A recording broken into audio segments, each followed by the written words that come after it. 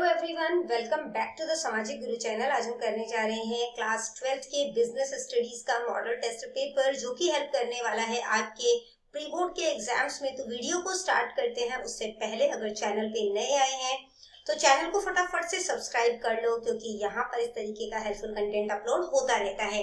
तो चलिए बिना देरी के वीडियो स्टार्ट करते हैं। तो बच्चों देखो, जो आपको सबसे पहले यानी कि सेक्शन ए में क्वेश्चन दिया गया है, क्वेश्चन नंबर 1, इसमें सभी क्वेश्चन कंपलसरी हैं और सभी क्वेश्चन 1 मार्क्स के हैं। ठीक है, टोटल 20 क्वेश्चंस आपसे पूछे गए हैं। क्वेश्चन है आंसर द फॉलोइंग क्वेश्चंस। तो फर्स्ट पार्ट है इसका, state one feature of demonetisation. तो डीमोनेटाइजेशन का एक फीचर आपने बताना है। तो आंसर है, one key feature of demonetization is that it serves as a tax administration measure to track unaccounted wealth। यानी कि जो डीमोनेटाइजेशन है उसकी एक विशेषता ये है कि जो अघोषित पैसा है, ठीक है, अघोषित यानी अनअकाउंटेड वेल्थ है, उस पर नजर रखने के लिए एक जो है कर प्रशासन यानी कि टैक्स एडमिनिस्ट्रेशन जो है उपाय के रूप में ये कार्य करता है, काम करता है। ठीक है, अगला क्वेश्चन देखो, which type of organisation structure has various division. तो किस तरीके के ऑर्गेनाइजेशन स्ट्रक्चर के अलग अलग डिविजन्स होते हैं। तो आंसर है, a divisional organisation structure is the one that comprises separate business units और डिवीजन बेस्ड ऑन प्रोडक्ट्स। यानी कि जो डिविजनल ऑर्गेनाइजेशन स्ट्रक्चर है, ठीक है, वो है जिसमें कि जो अलग से ही कह सकते हैं हम कि जो उत्पाद है और जो सेवाएं हैं उनके आधार पर अलग अलग जो व्यवसायिक इकाइयां या विभाग यानी कि जो यूनिट्स हैं या डिविजन्स हैं वो बना दिए जाते हैं। ठीक है, अगला क्वेश्चन देखो, name the first step in the process of staffing. Staffing के प्रोसेस में जो सबसे पहला स्टेप है उसके बारे में आपने बताना है। ठीक है, तो देखो जो सबसे पहला स्टेप है क्या है, the first step in the process of staffing is estimating the man power requirement to understand the number of employees needed. यानी सबसे पहले इसका एस्टिमेट लगाना कि कितने मैन पावर की जरूरत है, ठीक है, to understand the number of employees needed, ताकि जो है हमें जो है वो आइडिया हो सके कि कितने एम्प्लॉयज की जो है वो जरूरत है। ठीक है, नेक्स्ट क्वेश्चन देखो बेटा, जो कि है what is meant by wealth maximisation. तो वेल्थ मैक्सिमाइजेशन का क्या मतलब है। Wealth maximisation refers to the objective of maximising the market value of the equity shares of a business concern. ठीक है, यानी कि जो बिजनेस है उसके इक्विटी शेयरों को जो है उसका मार्केट वैल्यू जो है वो ज्यादा से ज्यादा बढ़ाना। ठीक है, इसके बाद बेटा अगला क्वेश्चन जो है वो देखो, जो कि है हमारे पास what is meant by window display. तो विंडो डिस्प्ले से हमारा क्या मतलब है। तो विंडो डिस्प्ले एक मार्केटिंग टेक्निक होती है जहां पर प्रोडक्ट को जो है दुकान के सामने, आपने देखा है ना कि जो है वो डमी वगैरह में, कपड़ों की दुकानों पे आपने देखा होगा डमी वगैरह पे जो है वो लगा दिया जाता है, या पर्स की शॉप पे पर्सेस को जो है वो आगे जो है वो फ्रंट पे दिखाया जाता है। ठीक है, ताकि जो है वो उसको जो है वो मतलब कि ज्यादा से ज्यादा कस्टमर को पता चले कि क्या सामान बेच रहे हैं, किस क्वालिटी का बेच रहे हैं। ठीक है, तो सिंपल वे में अगर हम कहें तो जहां पर जो है जो ग्राहक है उनको आकर्षित करने के लिए जो है जो प्रोडक्ट होते हैं उनको दुकान के सामने वाली खिड़की में जो है वो शो किया जाता है। अगला क्वेश्चन देखो, specialisation in the organisation is promoted by the principle of. तो किस प्रिंसिपल पे जो है जो स्पेशलाइजेशन है ना, किसी भी संस्था की किस प्रिंसिपल पे काम करती है। तो ये काम करती है डिवीजन ऑफ वर्क पे। ठीक है, अगला देखो, स्ट्रेटेजीज आर नेवर। तो स्ट्रेटेजीज कभी भी स्टैटिक नहीं होते हैं, है ना, फिक्स नहीं होते। अगर मतलब कि टाइम के अकॉर्डिंग, जैसे रणनीतियां जो है, स्ट्रेटेजीज क्या होती है, रणनीतियां, है ना, तो वो कभी भी जो है स्थिर नहीं होती। ठीक है, क्योंकि उन्हें जो बदलते हुए जो व्यवसायिक वातावरण है, जैसे जैसे जो है वो बिजनेस का जो एरिया है वो बदल रहा है, या टाइम टू टाइम जो भी चेंजेस आ रहे हैं उसके अकॉर्डिंग जो है उन्हें जो है कॉम्पिटिशन क्योंकि है मार्केट में, है ना, तो उन्हें अपनी स्ट्रेटेजीज बदलनी पड़ती है। अगला है negative motivation is based on. तो नेगेटिव मोटिवेशन जो है वो किस बेसिस पर होता है, फियर के बेसिस पर। जैसे कि कर्मचारी को जो है काम करने के लिए मजबूर किया जा सकता है ना, या वो मजबूर हो जाता है किस बेसिस पर, डर के बेसिस पर कि कहीं नौकरी ना चली जाए, है ना, तो इस बेसिस पर वो ज्यादा से ज्यादा काम करने के लिए भी तैयार हो जाता है। नेक्स्ट है funds used to purchase raw materials is a part of. तो जो कच्चा सामान खरीदने के लिए फंड इस्तेमाल किया जाता है वो किस चीज का पार्ट है। तो ये वर्किंग कैपिटल का पार्ट है। ठीक है, अगला है as per the caveat venditor let the dash be aware, ठीक है, let the seller be aware, ठीक है, यानी कि इसके अनुसार जो विक्रेता है उसको सावधान रहना चाहिए। इसका मतलब क्या है कि जो प्रोडक्ट की क्वालिटी है उसकी जिम्मेदारी अब बेचने वालों की ही है। इसके बाद है true false, principles of management are static in nature, तो मैनेजमेंट का जो प्रिंसिपल है वो नेचर में स्टैटिक यानी कि स्थिर होता है, तो ये गलत है। डायनामिक होता है, ठीक है, और उन्हें जो बदलती हुई परिस्थिति है उसके अनुसार जो है वो ढाला जा सके ताकि, ठीक है। इसके बाद अगला देखो, न्यू इकोनॉमिक पॉलिसी जो है वो 2005 में अडॉप्ट किया गया था, तो ये भी गलत है। 1991 में अपनाया गया था जिसमें कि लिबरलाइजेशन, ग्लोबलाइजेशन, प्राइवेटाइजेशन जो है उसे हमने अपनाया था, ठीक है। इसके बाद है centralisation involves concentration of power, तो जो कंसंट्रेशन ऑफ पावर का मतलब होता है एक जगह सारी शक्तियां है उसका इकट्ठा हो जाना, ठीक है, तो वो सेंट्रलाइजेशन है, तो ये बिल्कुल सही है, ठीक है। क्योंकि केंद्रीयकरण यानी कि सेंट्रलाइजेशन का मतलब होता है निर्णय लेने की जितनी भी शक्ति है या अधिकार है वो कुछ जो वरिष्ठ अधिकारी है, जो सीनियर जो है वहां पे एम्प्लॉय है, उनके हाथों में सीमित हो जाती है, ठीक है। Controlling is independent from planning, तो कंट्रोलिंग जो है वो प्लानिंग से अलग होता है बिल्कुल, तो ये गलत है, ठीक है। क्योंकि जो कंट्रोलिंग है और जो प्लानिंग है वो एक दूसरे के ऊपर डिपेंड करते हैं, ठीक है। बिना योजना के यानी कि बिना प्लानिंग के जो है कंट्रोलिंग जो है नहीं की जा सकती है ना, उसका कोई आधार ही नहीं अगर कंट्रोल करोगे तो। इसके बाद है marketing and selling are different concept, तो मार्केटिंग और सेलिंग जो है वो अलग अलग कंसेप्ट है, तो ये बिल्कुल सही है, ठीक है। अगला देखो, मल्टीपल चॉइस क्वेश्चन है, eight which level of management marketing manager function, तो मार्केटिंग मैनेजर जो है वो कौन से लेवल पे काम करते हैं, तो ये काम करते हैं मिडिल लेवल मैनेजमेंट पे, ठीक है। क्योंकि इनका मुख्य काम क्या होता है, जो टॉप मैनेजमेंट द्वारा जो बनाई गई जो योजनाएं हैं, है ना, उनको लागू करना और अपने विभाग के कार्यों की देखरेख करना है, ठीक है। अगला देखो, the cost of planning is generally, तो प्लानिंग का कॉस्ट जो होता है वो बहुत ज्यादा हाई होता है, ठीक है। अगला देखो, which of the following is an internal source of recruitment, तो रिक्रूटमेंट यानी कि भर्ती का जो इंटरनल सोर्स है वो क्या होता है, प्रमोशन भी है, एक्सटेंशन ऑफ सर्विसेज भी है, ट्रांसफर भी है, तो आंसर हो जाएगा ऑल ऑफ दीज।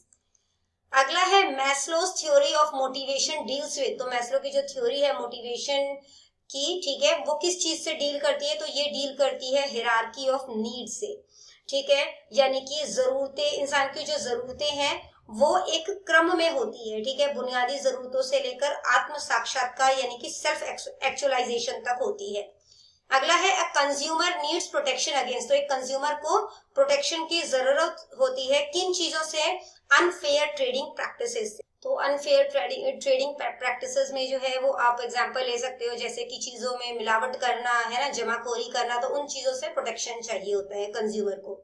इसके बाद बेटा सेक्शन बी है जिसमें कि सभी क्वेश्चन कंपलसरी हैं और सभी क्वेश्चन 2 मार्क्स के हैं। मैनेजमेंट जो है as a group activity, management as a group activity, इसको आपने एक्सप्लेन करना है। तो देखो, management involves a group of people working together, तो मैनेजमेंट के लिए जो है चाहिए एक लोगों का कुछ ग्रुप चाहिए जिसमें लोग एक दूसरे के साथ मिलकर काम कर रहे हैं और सबका कॉमन गोल है, ठीक है, रेदर देन इंडिविजुअल ऑब्जेक्टिव, अपना पर्सनल गोल नहीं है, कॉमन गोल है। It ensure coordination among diverse efforts, और यहाँ पर जो है कोऑर्डिनेशन यानी कि जो तालमेल है ना वो बिठाया जाता है कि सामान्य लक्ष्य को प्राप्त किया जा सके।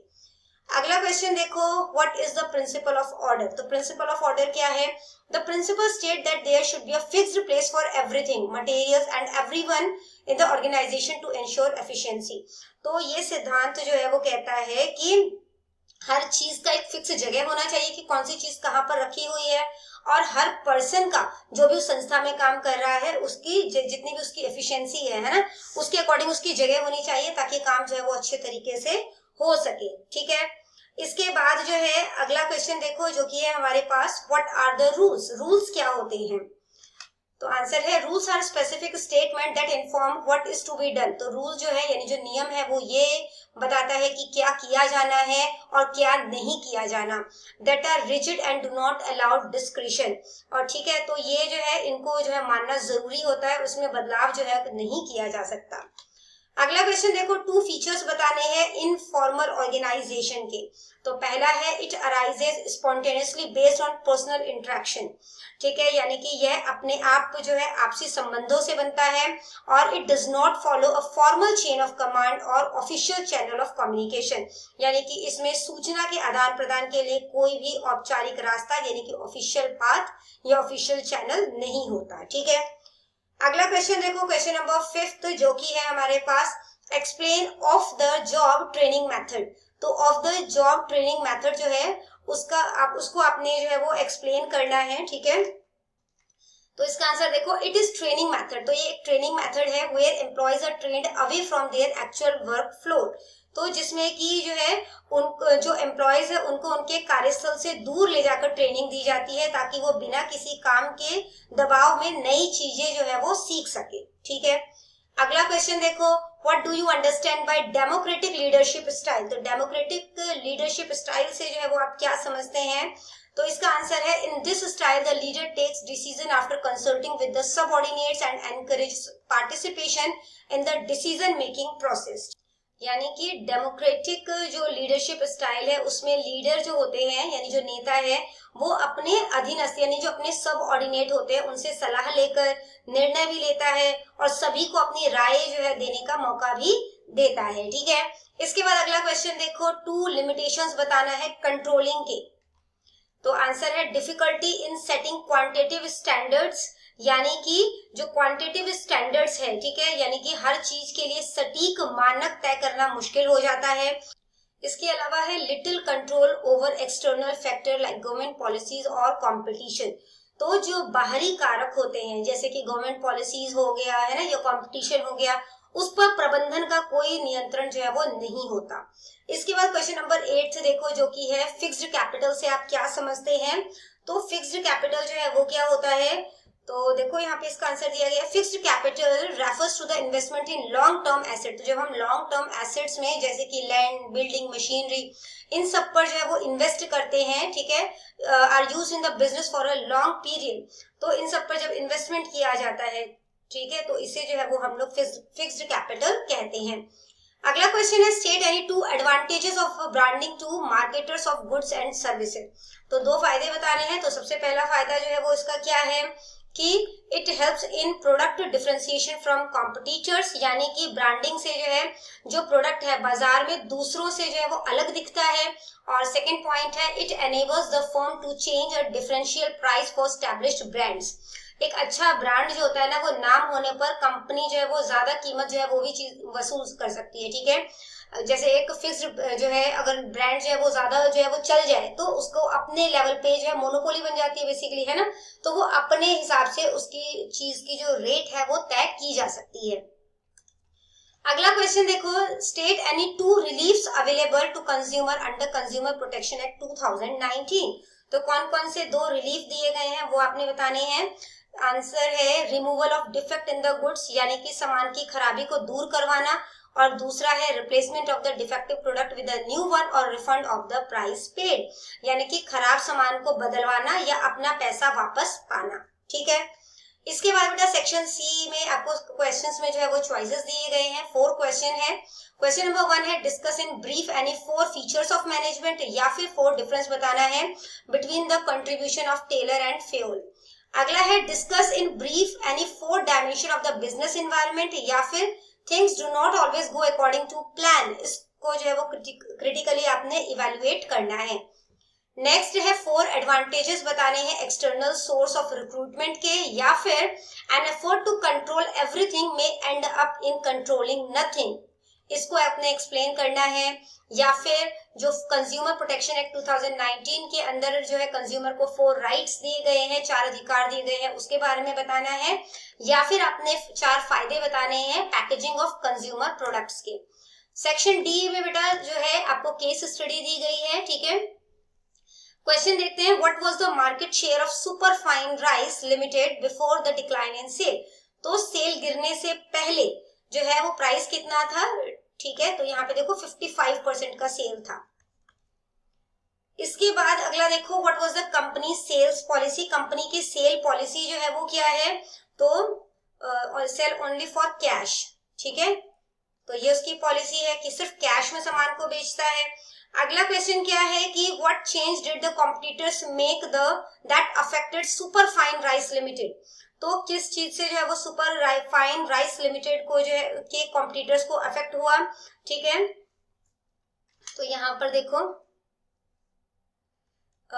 इन्होंने जो है वो क्रेडिट पे भी जो है वो सामान बेचना शुरू कर दिया। ठीक है, यानी कि जो है वो उधार सामान बेचना भी शुरू कर दिया। अगला है which limitation of planning is highlighted when the managers continue to follow old strategy. तो जब ये ओल्ड स्ट्रेटेजी को फॉलो करते रहे, ठीक है, तो कौन सी सीमाएं थी, कौन सी कमियां हो रही थी। Planning leads to rigidity. ठीक है, यानी कि जब मैनेजर पुराने और पहले से तय किए हुए प्लान्स को ही जो है उसी के माहौल में काम कर रहे थे, तो प्लानिंग में कठोरता थी, रिजिडिटी थी। अगला है which important limitation of planning is reflected by the statement environment is not static. कि एनवायरनमेंट जो है वो स्थिर नहीं है। इसका मतलब क्या है, planning does not work in dynamic environment, यानी कि पर्यावरण जो है वो अब स्थिर नहीं है ना, परिवेश जो है वो बदल रहा है और ऐसे में जो डायनामिक जो है वातावरण में पुरानी योजनाएं जो है वो अक्सर फेल हो जाती है। अगला क्वेश्चन है what was the result of super fine rice limited continuing with outdated plans. तो जब आउटडेटेड प्लान्स के साथ काम कर रही थी तो इसका रिजल्ट जो है वो क्या हुआ कि तो इसका रिजल्ट जो है वो हुआ कि जो सेल्स है उसमें डिक्लाइन यानी कि कमी आनी शुरू हो गई। ठीक है, इसके बाद बेटा अगला देखो, नेक्स्ट जो आपको केस स्टडी दिया गया है वो है when did the CCPA issue a show cause notice to Ola Electric. ठीक है, तो कब दिया गया था, अक्टूबर 2024 में। नेक्स्ट है what were the primary consumer complaint against Ola electric. तो प्राइमरी कंज्यूमर कंप्लेंट जो है वो क्या रहा इसके लिए, तो यहाँ पर देखो faulty electric scooters, delayed deliveries, है ना, कि डिलीवरी लेट हो रही है, स्कूटर सही से काम नहीं कर रहा है, इनएडिक्वेट आफ्टर सेल्स सर्विस। तो ये हो जाएगा, तो यहाँ पे कर लेते हैं बी ऑप्शन हमारा करेक्ट है। नेक्स्ट है how did customer provide evidence of defective scooter. तो डिफेक्टिव स्कूटर का एविडेंस जो है वो किस तरीके से जो है कंज्यूमर्स ने जो है वो भेजा, तो कुछ वीडियोस जो है वो शेयर की थी। ठीक है, शेयर्ड वीडियोस। नेक्स्ट है what did the CCPA do after identifying discrepancies in Ola electrics claim. तो इसके बाद जो है इन्होंने जो है वो क्या किया, तो आंसर हो जाएगा initiated a class action law suit. ठीक है, यहाँ पर देखो इसका आंसर है। नेक्स्ट है which service related issue was highlighted in consumer complaint. तो कौन सा जो है वो सर्विस रिलेटेड इशू जो है हाईलाइट किया गया था यहाँ पर, तो इसका आंसर जो है वो देखते हैं।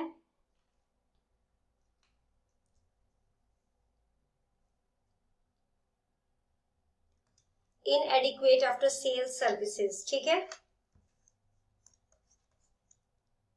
इसके बाद नेक्स्ट देखो व्हाट की discrepancies led to the CCPA legal action. तो लीगल एक्शन जो है वो क्यों लिया गया, किस आधार पर लिया गया, तो आंसर है mismatch between resolved complaints and consumer reports. ठीक है, तो कंपनी ने दावा किया कि उन्होंने बेसिकली कि 99% शिकायतें जो है वो सुलझा ली थी, लेकिन ग्राहकों की रिपोर्ट और जो एक्चुअल में जो कंडीशन थी वो इससे मेल नहीं खा रही थी और इसी मिसमैच यानी कि अंतर की वजह से कानूनी कार्रवाई हुई। ठीक है, इसके बाद बेटा सेक्शन ई है जिसमें सभी क्वेश्चन कंपलसरी हैं, सभी क्वेश्चन 6 मार्क्स के हैं। ठीक है, जिसमें कि आपको इंटरनल चॉइसेस दी गई हैं। 6 पॉइंट्स बताने हैं इंपोर्टेंस ऑफ डेलीगेशन से रिलेटेड, या फिर 6 मेजर्स बताने हैं to overcome the barriers and improve communication effectiveness. अगला है एडवर्टाइजिंग जो है वो नेसेसरी इविल है, इस स्टेटमेंट को एनालाइज करो, या फिर 6 फैक्टर्स बताओ जो कि affecting the choice of capital structure, जो कि कैपिटल स्ट्रक्चर के चॉइस को अफेक्ट करता हो। तो बच्चों करते हैं इस वीडियो को यहीं पे खत्म। आई होप सारे ही क्वेश्चंस आपको बहुत अच्छे तरीके से क्लियर हो गए होंगे। अगर वीडियो पसंद आई तो लाइक जरूर करिए। मिलते हैं अगले वीडियो में, तब तक के लिए all the best for your exams and bye bye.